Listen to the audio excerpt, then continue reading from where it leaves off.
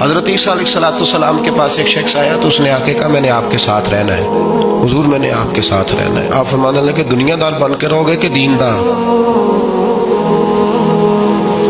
کہنے لگا جی میں دیندار بن کے رہوں گا۔ فرمانے لگے دنیا کی طلب نہ کرنا ورنہ میری صحبت میں نہیں رہ سکو۔ حضرت عیسیٰ علیہ السلام نے شادی نہیں کی، مکان ہی نہیں بنایا، ایک تکیہ، ایک پیالہ، ایک کمبل، جہاں رات ہوتی وہیں سو جاتی۔ ایک دن ایک شخص کو دیکھا کہ وہ نا ڈھلان بنی ہوئی تھی، پتھر کی پہاڑ تھوڑی سی ڈھلان بنی ہوئی تھی تو نیچے لیٹا ہوا ہے۔ آپ نے کمبل بھی صدقہ کر دیا، کہنے لگے آج کے بعد جہاں ڈھلان بنے گی وہاں سو جائیں گے، کمبل کی ضرورت ہی کوئی نہیں۔ کچھ دنوں کے بعد ایک شخص کو دیکھا کہ وہ اپنے ہاتھ کا تکیہ بنا کے سویا ہوا ہے، تکیہ بھی خیرات کر دیا، کہنے لگے اس کے بغیر بھی گزارا ہو سکتا ہے۔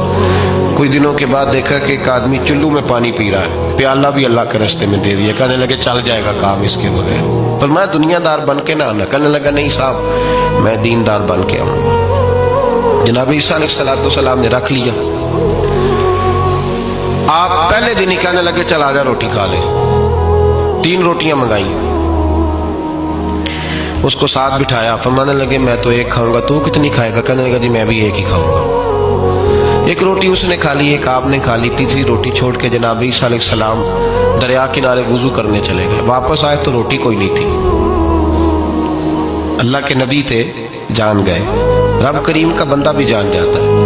اقبال کہتے ہیں اولیاء کیا ہیں جواسی سلول قلوب، کہتے ہیں رب کے ولی کو ٹٹولا نہ کر، وہ تو دلوں کے حال بھی جانتا ہے۔ انہیں ٹٹولا نہ کر، غبار آلود سمجھ کر حکارت سے نہ دیکھ ان کو، انہی کی ٹھوکروں سے سلطنت بنتی بگڑتی ہے۔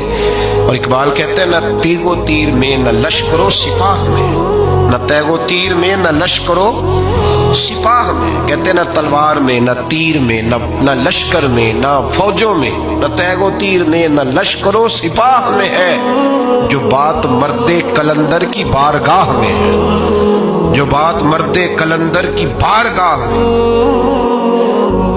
تیسری روٹی کدھر ہے؟ کہنے لگا حضور مجھے نہیں پتا۔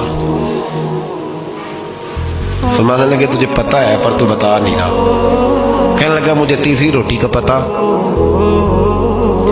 حضرت عیسیٰ علیہ السلام میں ایک ہرنی جا رہی تھی، اس کے ساتھ 2 بچے تھے، آپ نے ایک بچہ پکڑا، اس کو ذبح کیا، لکڑی جلائی، اس کو بھونا، اس کو بھی کھلایا، خود بھی کھایا، ہڈیاں جمع کر دی۔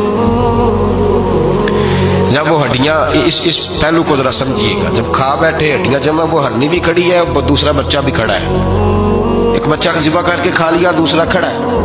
جب پیٹ بھر لیے وہ بھی ڈکار لینے لگا سامنے، تو حضرت عیسیٰ علیہ السلام ہڈیوں سے کہنے لگے چلو اٹھ جاؤ اللہ کے حکم سے۔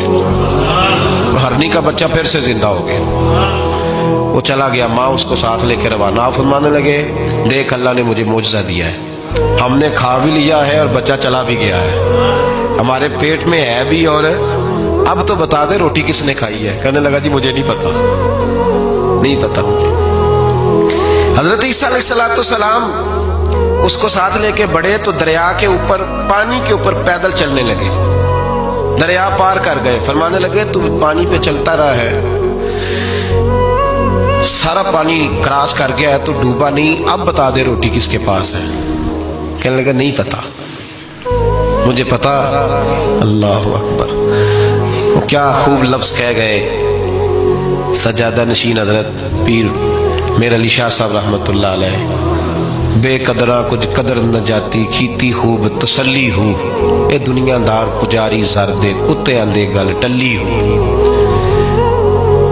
سارا دریا اتنا بڑا دیکھتے ہیں لوگ جو آتے ہیں نا درویشوں کے پاس، بڑے رنگ دیکھتے ہیں پر بدلتے نہیں، رنگ بڑے دیکھتے ہیں پر اپنے آپ کو تبدیل، او پانچ فقیروں کسے نہیں مارے آئے ہوئی چور اندر دا، دیکھتے بڑا کچھ بدلتے نہیں، نہ بدلا۔ حضرت عیسیٰ کہنے لگے منوا کے میں بھی چھوڑوں گا، تو مانے گا۔